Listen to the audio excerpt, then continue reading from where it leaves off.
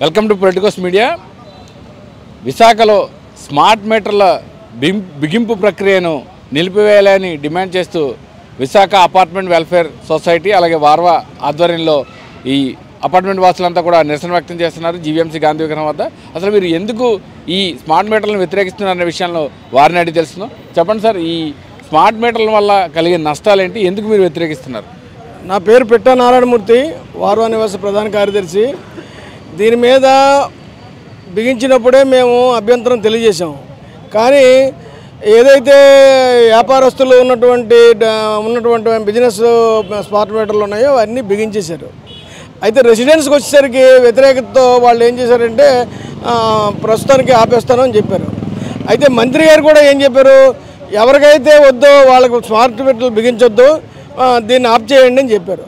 మళ్ళీ 4 మాసాల తర్వాత మళ్ళీ స్మార్ట్ మీటర్లు ఎవరైతే ప్రభుత్వ ఉద్యోగులు ఉన్నారో, అలాగే ఎలక్ట్రికల్ ఉద్యోగులు ఉన్నారో, అలాగే రిటైర్డ్ గవర్నమెంట్ ఉద్యోగులు పెన్షనర్స్ ఎవరు ఉన్నారో వాళ్ళకి స్మార్ట్ మీటర్లు బిగించాలని వాళ్ళ ఇంటికి ఇప్పుడు నిర్ణయం చేశారు. ఇది అన్యాయం. ఎందుకంటే వాళ్ళు కూడా ప్రజల్లో భాగమే. స్మార్ట్ మీటర్లు ఎందుకు వద్దంటున్నారు? ఆ రోజే లోకేష్ గారు స్మార్ట్ మీటర్లు పెడితే పగలగొట్టండి అని చెప్పాడు. ఎందుకు? ఛార్జీలు ఎక్కువ వస్తాయి, దానివల్ల చాలా ఇబ్బందులు ఉన్నాయి. మనం ముందు సెల్ రీఛార్జ్ చేసుకుంటూనే అది నడుస్తుంది, ఎప్పుడు అయిపోతే ఆగిపోతాయి అని ఈ ఇబ్బందులు ఉన్నాయని దాని మీద వాళ్ళు స్మార్ట్ మీటర్లు వ్యతిరేకించారు. ఎప్పుడు ప్రభుత్వంలో లేనప్పుడు. ఇప్పుడు ప్రభుత్వంలో వచ్చి కూటమి ప్రభుత్వం ఏర్పడిన తర్వాత స్మార్ట్ మీటర్లు బిగించండి అని చెప్పడం ఎంతవరకు దీన్ని సమంజసం? ఇది చాలా అన్యాయం. ఇటువంటి ప్రక్రియని వెంటనే వేగవంతం చేయకుండా ఆఫ్ చేయాలని మేము కోరుతున్నాం. దీన్ని మేము వ్యతిరేకిస్తున్నాం.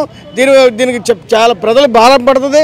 ఇప్పటికే ఆస్తి పన్ను పేరుతో ఇంటి పన్నుని మార్చేశారు. ఇప్పుడేమో మామూలు మీటర్లు స్మార్ట్ మీటర్లుగా మారుతున్నారు. అంటే ఏదో రూపంలో చాప కింద నీరులాగా ప్రభుత్వాలు ప్రజల మీద భారాలు వేయడం అన్యాయం.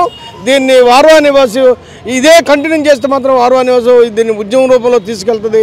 దీన్ని ప్రజల్లోనే ప్రసారం చేసి దీన్ని కార్యక్రమాన్ని రూపొందిస్తామని మీ అందరికీ తెలియజేస్తున్నాం. సార్, ఇప్పుడు ముఖ్యమంత్రి గారు మాట్లాడుతూ విద్యుత్ భారాలు పెంచం, విద్యుత్ ఛార్జీలు పెంచే ప్రసక్తే లేదు అని చెప్తున్నారు.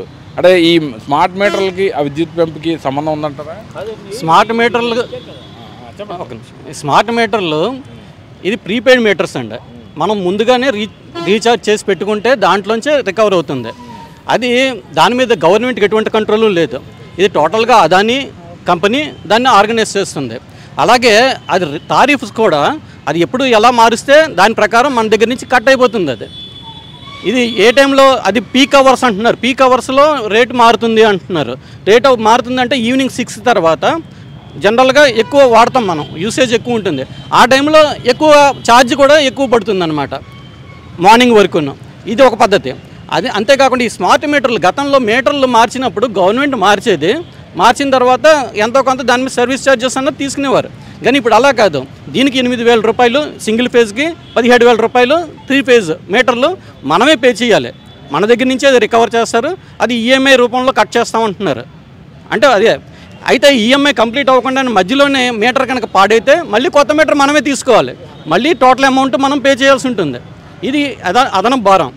అదేవిధంగా ఇంతవరకు కరెంటు ఛార్జీలు పెంచినప్పుడు డిస్కమ్లు కానీ గవర్నమెంట్ కానీ మధ్యలో విద్యుత్ నియంత్రణ మండలి అని చెప్పేసి ఒకటి ఉంది. అది ప్రజలతో పబ్లిక్ హీరింగ్ పెట్టి పబ్లిక్ ఒపీనియన్ తీసుకొని దాన్ని బట్టి కొంత తగ్గించడం కానీ పెంచడం కానీ అలాగే చేసేది. ఇప్పుడు దీని మీద ఎటువంటి నియంత్రణ ఉండదు. ఇది అదనపు భారం.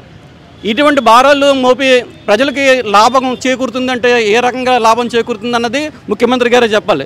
ఆయన ఒక గౌరవనీయమైన పదవిలో ఉన్నారు.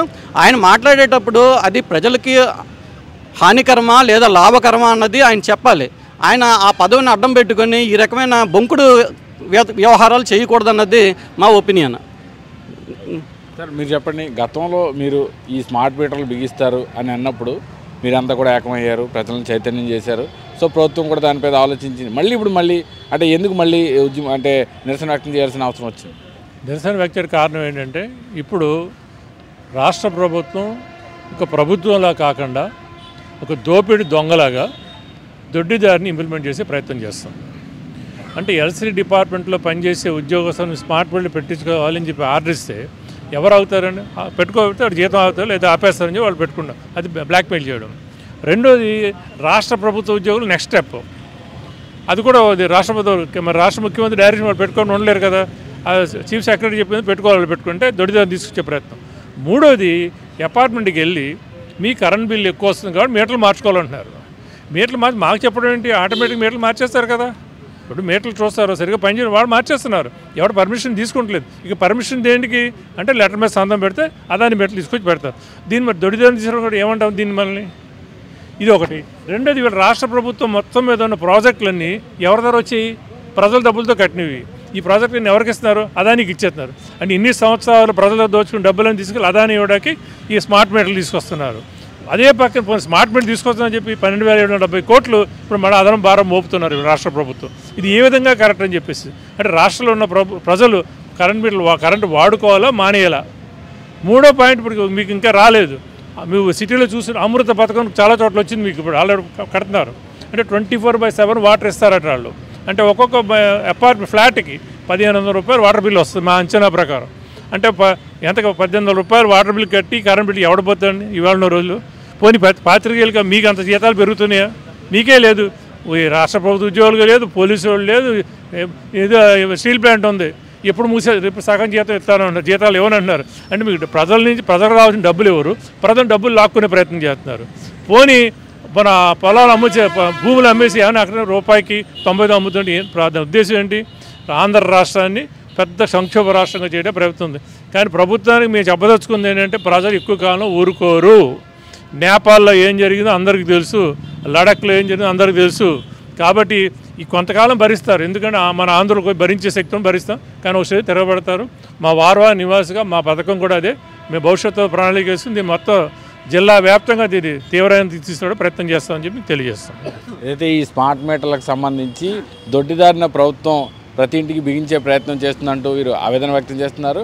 ఇదే కనుక కొనసాగితే పూర్తి స్థాయిలో జిల్లా వ్యాప్తంగా ప్రజానీకాన్ని ఐక్యం చేసి ఉద్యమాన్ని తీసుకొచ్చే ప్రయత్నంలో ఉన్నామని వీరంతా కూడా చెప్తున్నారు. ఈ స్మార్ట్ మీటర్ల వల్ల కేవలం బడా కార్పొరేట్ సంస్థలకు ఏదైతే ధనాన్ని ఇవ్వడం అందించివ్వడమే తప్ప తమకు ఎటువంటి పేద ప్రజలకు లాభం చేకూరదంటూ వీరు ఆవేదన వ్యక్తం చేస్తున్నారు. తక్షణమే ఈ స్మార్ట్ మీటర్ల ప్రక్రియ ఏదైతే ఉందో బిగింపు ప్రక్రియ దీన్ని మానుకోవాలని చెప్పి వీరు సూచిస్తున్నారు. కెమెరామెన్ ముఖేష్తో కిరణ్, పొలిటికోస్, విశాఖ నుంచి.